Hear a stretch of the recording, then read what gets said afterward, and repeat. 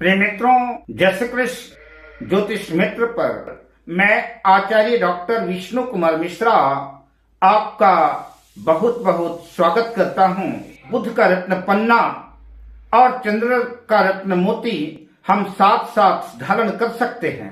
इस संदर्भ में हम आपसे मेष लग्न से लेकर के मीन लग्न तक सभी 12 राशियों की चर्चा करेंगे। पर विषय क्रम में हम प्रवेश करें उससे पहले आपसे आग्रह, अगर आपने अभी तक हमारे इस चैनल को सब्सक्राइब नहीं किया है तो प्लीज चैनल को सब्सक्राइब करें, साथ ही नोटिफिकेशन बेल को भी प्रेस कर दें। अगर आप अपने या अपनों की जन्म कुंडली का बृहद प्रेडिक्शन कराना चाहते हैं, विश्लेषण कराना चाहते हैं या किसी भी किस्म का ज्योतिषी परामर्श हमसे प्राप्त करना चाहते हैं अथवा उत्तम क्वालिटी के रियल राशि रत्न आदि प्राप्त करना चाहते हैं तो आप स्क्रीन पर फ्लैश हो रहे नंबरों पर हमसे संपर्क कर सकते हैं। इस खास एपिसोड पर हम चंद्रमा के रत्न मोती और बुध के रत्न पन्ना, इन दोनों के कॉम्बिनेशन की चर्चा करेंगे। क्या चंद्रमा का रत्न मोती और बुध का रत्न पन्ना एक साथ धारण किया जा सकता है, एक साथ पहना जा सकता है अथवा नहीं? किन राशियों को यह कॉम्बिनेशन अनुकूल होगा और किन राशि वालों को, किन लग्न वालों को यह कॉम्बिनेशन सूट नहीं करेगा, उनके लिए अनुकूल नहीं होगा? इस संदर्भ पर हम आपसे चर्चा करेंगे। मोती और पन्ना का कॉम्बिनेशन किसको धारण करना चाहिए, किसको नहीं धारण करना चाहिए, इस संदर्भ पर चर्चा करें। इससे पहले संक्षिप्त में मोती और पन्ना के बारे में समझ लेते हैं। जैसा कि आप जानते ही हैं कि चंद्रमा का रत्न मोती है और बुध का रत्न पन्ना है। पुराना अंतर्गत बुध चंद्रमा का पुत्र है। चंद्रमा पिता होने की वजह से बुध को मित्र मानता है और बुध चंद्रमा को अपना शत्रु मानता है। शुक्ल पक्ष और पूर्णिमा के आसपास का चंद्रमा बेहद प्रभावकारी रहता है, शुभ माना जाता है। क्षीण चंद्रमा पाप ग्रहों की श्रेणी में गिना जाता है। किंतु चंद्रमा की सबसे बड़ी विशेषता है, चाहे चंद्रमा कृष्ण पक्ष का हो, चाहे शुक्ल पक्ष का हो, चाहे किसी भी लग्न की कुंडली हो, चंद्रमा मन का कारक है। चंद्रमा मन का प्रतिनिधित्व करता है। चंद्रमा मन सो जाता है। चंद्रमा मन है। चंद्रमा सरकार का भी प्रतिनिधित्व करता है। जन्म कुंडली में चंद्रमा कारक हो अकारक हो यह अलग बात है, किंतु दुनिया में कोई भी व्यक्ति हो, कैसा भी व्यक्ति हो, किसी लग्न की जन्म पत्रिका हो, मन तो सबका होता है।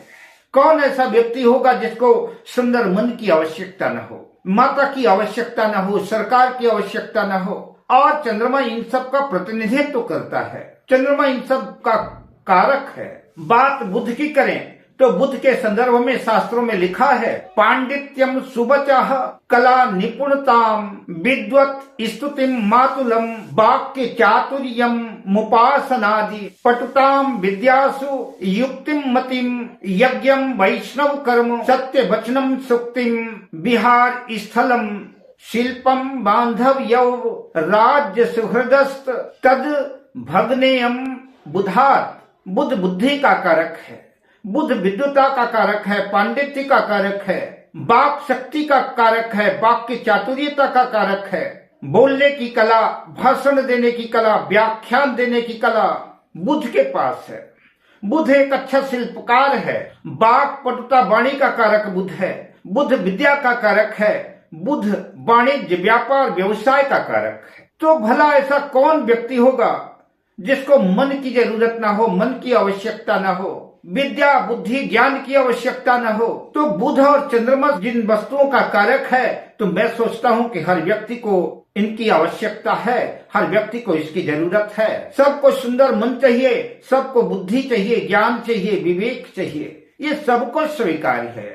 चंद्रमा और मन बुद्धि के संदर्भ में बहुत सी बातें विज्ञान सम्मत और अध्यात्म सम्मत है, किंतु वीडियो की समय सीमा इन सब की इजाजत नहीं देता। इसलिए सीधा मेष लग्न से मीन लग्न तक चर्चा करता हूँ। किन लग्न वालों को मोती और पन्ना का कॉम्बिनेशन उपयुक्त रहेगा, किन लोगों के लिए ठीक नहीं रहेगा।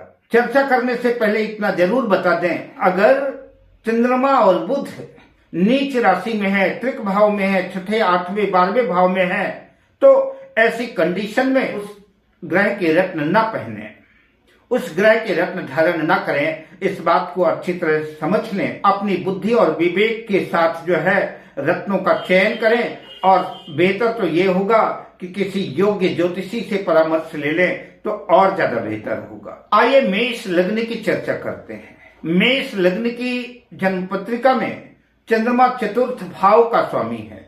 चंद्रमा लग्नेश मंगल का मित्र भी है। अगर चंद्रमा केंद्र त्रिकोण भाव में शुभ भाव में स्थित है तो ऐसी स्थिति में मोती धारण किया जा सकता है।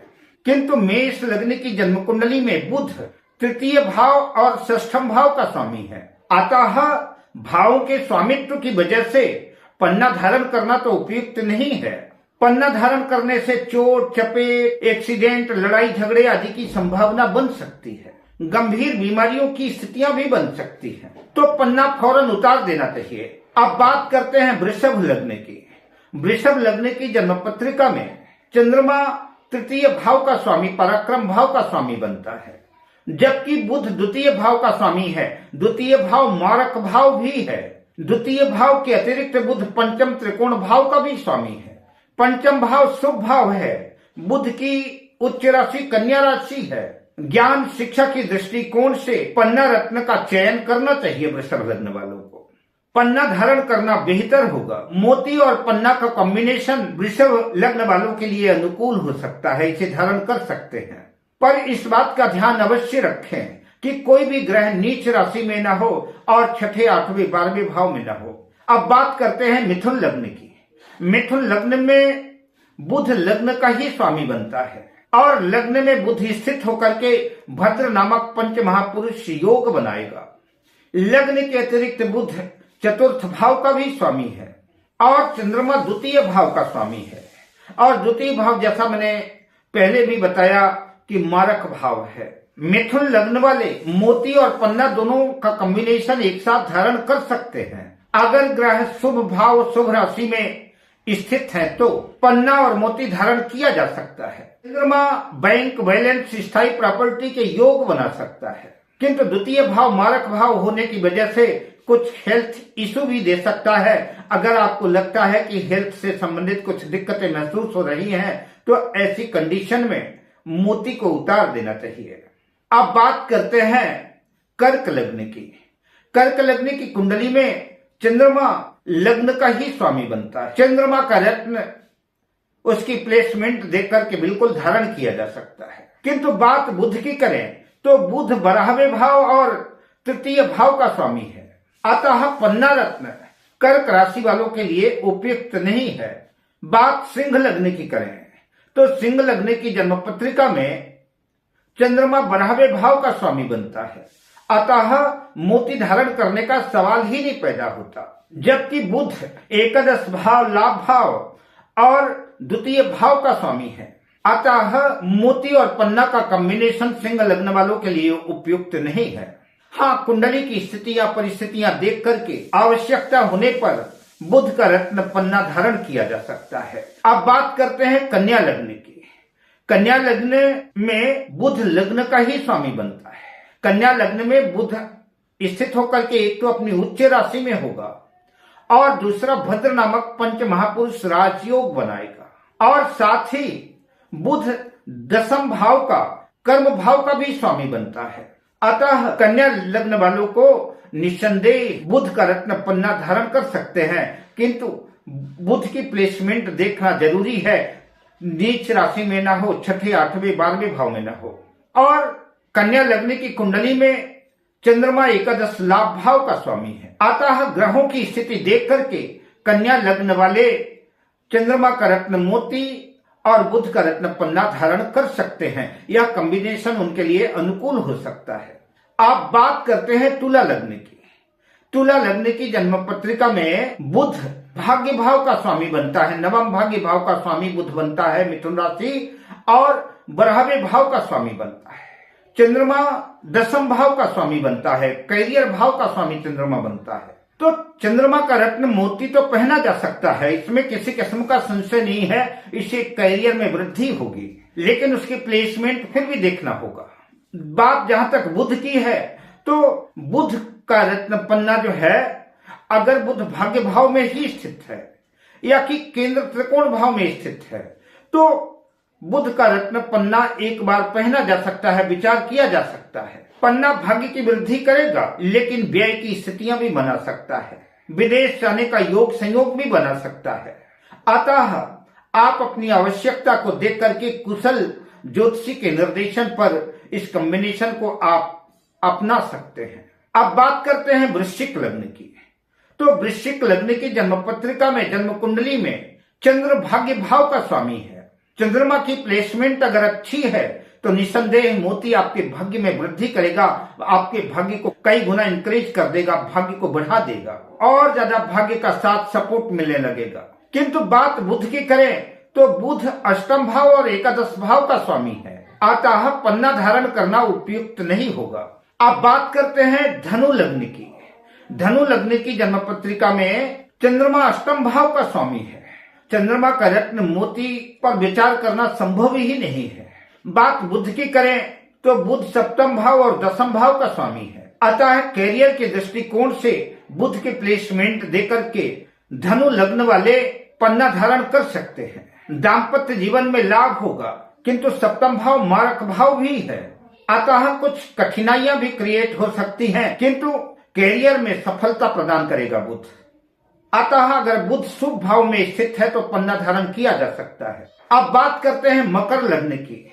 तो मकर लग्न की जन्म पत्रिका में चंद्र सप्तम भाव का स्वामी है, जबकि बुध छठे भाव और नवम भाव का स्वामी है। बुध का रत्न पन्ना मकर लग्न वालों के भाग्य की वृद्धि करेगा, भाग्य को चमकाएगा, भाग्य को बढ़ाएगा।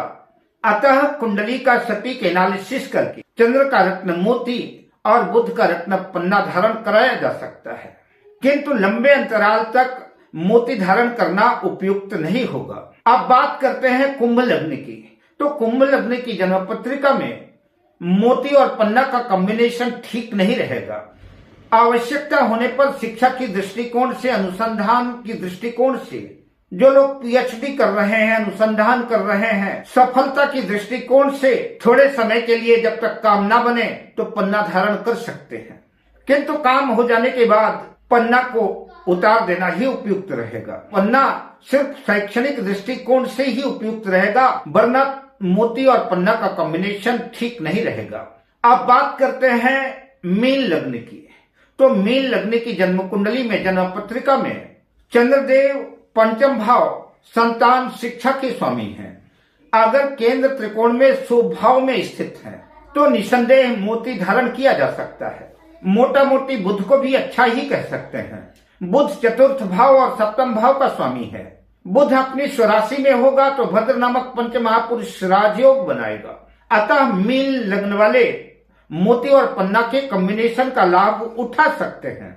शिक्षा, संतान, मैरिज लाइफ, पार्टनरशिप, मन को और ज्यादा इंक्रीज करने के लिए बुद्धि ज्ञान के दृष्टिकोण से यह कॉम्बिनेशन ठीक रहेगा, किंतु सप्तम भाव मारक भाव भी है।